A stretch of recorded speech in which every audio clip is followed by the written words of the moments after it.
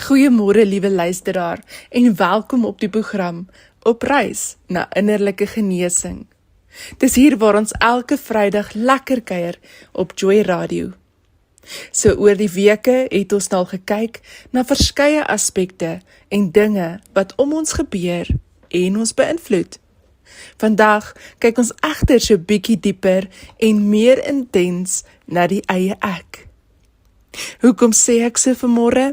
Want ons tema vandag gaan baie meer oor onsself as buitefaktore of insette. Dit bring my op 'n plek waar ek stil staan, by 'n vraag wat soms moeilik en ongemaklik is, maar wat ook vir baie van ons bevrydend kan wees, wanneer ons eerlik genoeg is om dit vir onsself af te vra. Ons tema vandag: wanneer ons in die pad staan van ons eie geluk. Onthou asseblief dat hierdie program altyd net gemik is op bewustheid, op daardie innerlike raaisel wat soms nie sin maak nie. En wanneer jy ietsie hoor vanmôre wat jou laat wonder, is dit altyd 'n goeie plan om by Abba stil te raak en te vra of dit wat jy ervaar die waarheid is. So wat gebeur wanneer ek of jy in die pad staan van ons eie geluk? Dit is maklik om te dink dat ons ongelukkigheid altyd van buite afkom. Ons wys na moeilike mense, moeilike omstandighede, finansiële druk, gesinsprobleme, verlies of siekte. En natuurlik speel al hierdie dinge 'n groot rol. Want liewe luisteraar, ons leef egter in 'n baie gebroke wêreld en niemand ontsnap die pyn van die lewe nie. Maar daar is tye wanneer die grootste geveg nie rondom ons plaasvind nie, maar in ons siege, in ons binneste. Daar is tye wanneer ons nie gevangenes van ons omstandighede is nie, maar gevangenes van ons eie denke, eie vrese, eie wonde en die stories wat ons vir onsself vertel. Vir lang periodes van tyd of baie jare leef mense onder die invloed van iets wat dalk al baie jare terug gebeur het. En nou praat ek van goedjies soos 'n huwelik wat verbrokkel het, 'n kind wat in verwerping groot word. En die lys gaan aan. Ons kan goed by die lysie sit soos vernedering, mislukking, teleurstelling. Nou in werklikheid het die gebeurtenis dalk lankal verbygegaan. Maar die invloed wat dit op die persoon gehad het letsels binne gelos. En alhoewel die wond dalk genees het, was daar maar altyd herinneringe wat deur die lewe opgebring word. Nou daardie wonde of letsels wat die verlede laat, dit maak ons soms daai stemmetjie in ons wakker wat uit 'n plek van pyn praat.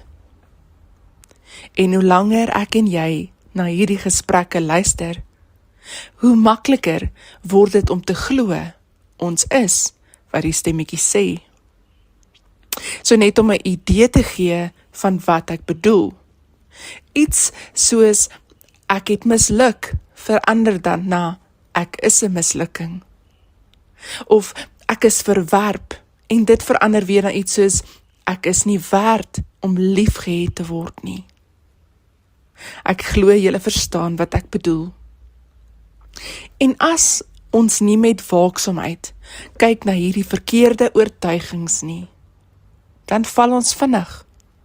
Ons val na 'n plek waar die oortuigings die bril word, waardeur ek en jy onsself sien, as ook die res van die wêreld. So wat sê die woord oor ons uitkyk? Die woord van Abba sê in Spreuke 23:7, soos hy in sy hart dink, so is hy. Liewe luisteraar, vat net 'n oomblik en dink gou hieroor. Die woord sê nie ons word wat met ons gebeur het nie. Dit sê ons word wat ons glo. Daarom is die geveg rondom die waarheid. Nou, kan mens werklik jou eie geluk saboteer? Ja, absoluut. En een van die grootste maniere om dit te doen, is om voortdurend terug te kyk na dit wat was. Dis om op 'n plek vasgevang te word, 'n plek van herinneringe wat nie verander kan word nie. Dit is daar waar dinge gebeur, soos ou gesprekke wat oor en oor afspeel in my en jou gedagtes. Ons herleef weer die teleurstellings. Ons kom op 'n plek waar ons wens dinge kon anders gewees het. En met tyd wat so vinnig verbydraf, sit ons soms vandag nog met die emosionele gewig van iets wat 5 of 10 of selfs 20 jaar gelede gebeur het. Maar die verlede het 'n vreemde gewoonte. Hoe meer aandag ons daaraan gee, hoe groter word dit. Hoe meer ons daarna kyk, hoe moeiliker word dit om vorentoe te beweeg. Nou voor ons verder gaan, wat sê die woord oor die verlede? Wanneer ons Jesaja 43:18-19 lees, dan sê dit die volgende: Dink nie aan die vorige dinge nie, en slaan geen ag op wat vroeër gebeur het nie. Kyk, ek gaan iets nuuts maak. Let op dat Abba sê, kyk. Want wanneer ons oë voortdurend op die verlede gefestig is, mis ons dikwels die nuwe dinge wat hy reeds besig is om te doen. Nou interessant genoeg bevestig selfs wetenskap wat die woord lankal gesê het. Navorsing wys dat mense wat voortdurend negatiewe herinneringe herkou, hoër vlakke van stresshormone soos kortisol produseer. Nou hierdie hormoon is baie nuttig in kort tye van gevaar, maar wanneer dit voortdurend verhoog bly, begin dit jou liggaam benadeel. Dit kan bydra tot swak slaap, hoë bloeddruk, angs, verminderde konsentrasie of selfs dit kan toedra na 'n verswakte immuunstelsel. Met ander woorde, die liggaam dra daar dikwels die las van gedagte wat die hart nie wil loslaat nie. Wat steel nog ons geluk? Wel, baie dikwels is dit daar die groot behoefte om alles te beheer. Die idee van sekerheid maak ons rustig. En ons wil weet wat môre gaan gebeur. Ons wil weet dat alles gaan uitwerk. Ons wil antwoorde hê voordat ons die eerste tree gee. Maar die lewe werk nie so nie. En geloof ook nie. Baie van ons is moeg. En nie omdat ons te veel werk nie, maar omdat ons probeer om verantwoordelikheid te dra vir dinge wat eintlik in Abba se hande hoort. Ons probeer mense verander. Ons probeer die toekoms beheer. En tussen alsdeur probeer ons elke moontlike probleem oplos, voordat dit gebeur, en dan sommer ook die uitkoms van elke situasie voorspel. En uiteindelik leef ons in 'n toestand van konstante spanning. En ek dink hierdie dinge dra by tot ons gevoel van mislukking. Nou, dit mag dalk vir jou snaaks klink. Maar as ons daaroor dink, liewe luisteraar, dink ek, jy sal met my saamstem, dat ons voel ons misluk, want ons doen nie goed genoeg met al die goed nie. Maar tog, soos ons nou gesê het, soms is ons net te geneig om dinge op te tel en te dra, wat eintlik in Abba se hand hoort. Jesus sê in Matteus 6 vers 34, hy sê, moenie julle kwel oor môre nie, want môre sal hom oor sy eie dinge kwel. Dit beteken nie, ons moet onverantwoordelik wees nie. Dit beteken, ons moet leer onderskei tussen wat ons verantwoordelikheid is en wat Abba se verantwoordelikheid is. Wanneer ons probeer om Abba se werk te doen, dis dan wanneer ons moeg word. Maar wanneer ons net ons deel doen en hom vertrou met sy deel, dan vind ons werklik rus. Nog 'n groot struikelblok op die pad na geluk is vergelyking. Ons leef in 'n wêreld waar ons binne sekondes toegang het tot ander mense se hoogtepunte. Hulle prestasies, hulle suksesverhale, hulle mooi foto's en hulle groot glimlagte. En meeste van die tyd sien ons net so ver soos die volgende persoon se masker. Maar wat ons egter nie sien nie, is die trane, die gevegte, die onsekerheid, die skuld en die opofferings agter die skerms.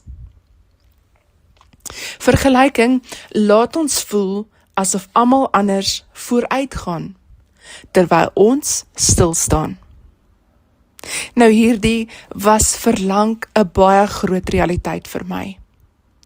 Ek as iemand wat baie empatie het en soms bietjie vinnig in my hart geraak word deur dinge, het altyd die leuen geglo wat sê, ander cope, maar ek val altyd uit mekaar.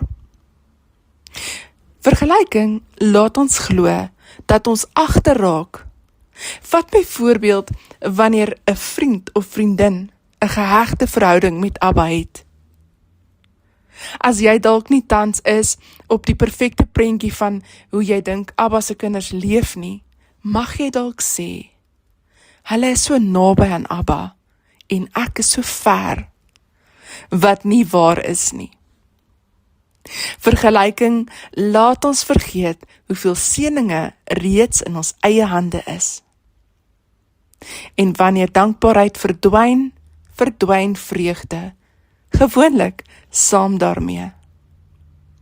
Nou daar is iets besonders wat gebeur, wanneer 'n mens begin fokus op wat jy het, eerder as wat jy nie het nie. Dankbaarheid verander nie noodwendig jou omstandighede nie, maar dit verander jou perspektief. Onthou julle nou weer, dis daardie bril waarmee jy alles sien. Dit maak jou oë oop vir Abba se goedheid wat reeds teenwoordig is. Nou, terwyl ek so lekker gesels hieroor, kom Sondag sommer weer by my op. Toe ek vir Abba vra waar ek moet praat vanmôre, het hy soos altyd 'n tema gegee. Ek het dit geskryf en in die diens iets anders ervaar. En in groot vet letters het ek in my boekie geskryf, wonderwerke. Hoekom? Weet ek nie. Ek skryf maar altyd soos Abba praat. En toe ek my Bybel oopmaak deur die diens, maak ek oop op 'n stuk wat oor wonderwerke praat. Nou, daar gaan altyd 'n persoon hier of daar wees wat sal sê, dit was so beplan, maar ek weet dat Abba op so 'n manier vir ons iets kan uitwys. En dit pas toe vir my so mooi by hierdie tema. Wat mis ek en jy, terwyl ons vasgevang sit in die verlede? Of besig is om onsself te vergelyk met ander? Ek word stil en wonder vir 'n oomblik. Hoeveel wonderwerke mis ek en jy, omdat ons fokus op wat nog ontbreek? Ons bid vir groot dinge, maar sien nie die klein dingetjies raak nie. Ons vra vir Abba vir deure om oop te gaan, maar ons sien nie die deure wat reeds oop staan nie. En deur dit alles soek ons dramatiese tekens, terwyl Abba stil en getrou besig is om rondom ons te werk. Dalk is die wonderwerk nie die antwoord wat jy verwag het nie. Dalk is die wonderwerk dat jy steeds staande is, nadat jy gedink het, jy gaan breek. Of dat Abba jou deurgedraai het, toe jy nie eers besef het, hy dra jou nie. Maar kom ons kyk 'n bietjie dieper. Miskien het jou wonderwerk vanoggend gekom, op 'n ander manier as jou verwagting. Dalk is dit die asem in jou longe, die vriend wat vir jou gebid het, die beskerming waarvan jy nooit bewus was nie, of die vrede wat onverwags in jou hart kom sit het. Ons mis soms wonderwerke, omdat ons net op die buitengewone fokus. Maar Abba is dikwels besig in die gewone.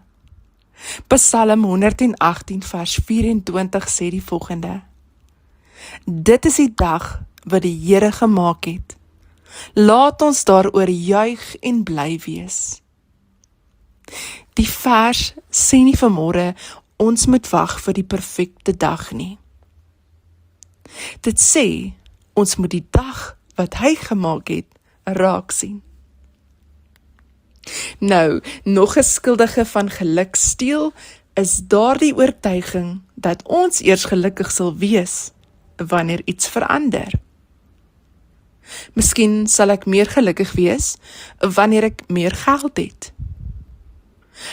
Miskien sal ek gelukkig wees wanneer ek die regte werk kry. Wanneer ons kinders groot is. Wanneer ek gesond word. Wanneer die verhoudings begin beter raak. Of wanneer die probleme weggaan of opraak. Maar geluk wat afhanklik is van perfekte omstandighede, sal altyd buite bereik bly. Want daar sal altyd nog iets wees wat ons wens was anders. Paulus skryf iets merkwaardig vanuit moeilike omstandighede. Hy sê, hy het geleer om tevrede te wees in elke situasie. Nou let op die woord geleer. Tevredenheid was nie iets wat